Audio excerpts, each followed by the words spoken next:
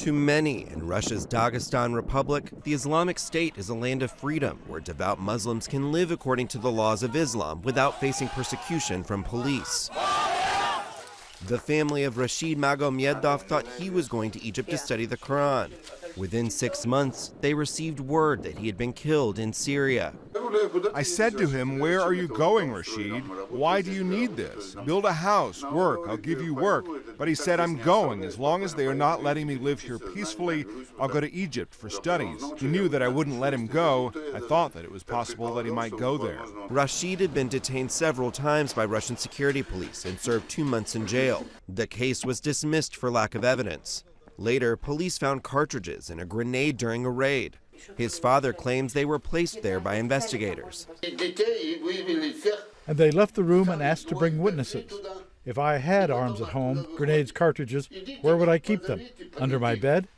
They threw them there and then said, "We found cartridges and a grenade," and I had to take the responsibility myself. Rashid's father, now serving a 2-year suspended sentence, says despair drove his son onto the battlefield in Syria.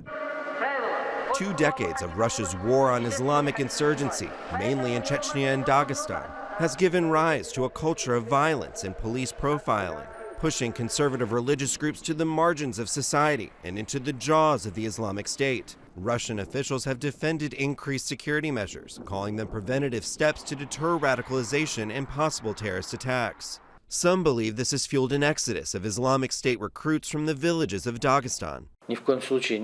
For a Muslim, no pressure from law enforcement officials can serve as justification. It cannot justify this radicalism and extremism. Nearly a third of the estimated 3,000 Russians who are believed to have gone to fight in Syria are from Dagestan. The Associated Press spoke to more than a dozen residents who described how police tactics were playing into the hands of IS recruiters. Police recently rounded up congregants from the main Salafi mosque in Dagestan's capital, some claiming they were fingerprinted and asked to give blood samples. They say those who come here are Wahhabis and extremists, but in fact no one here calls for violence or extremism.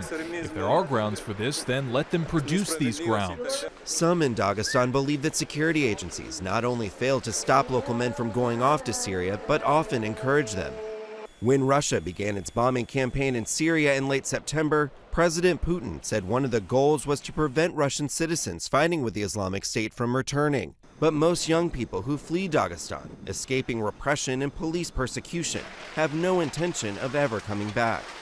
Matthew Burgoyne, Associated Press.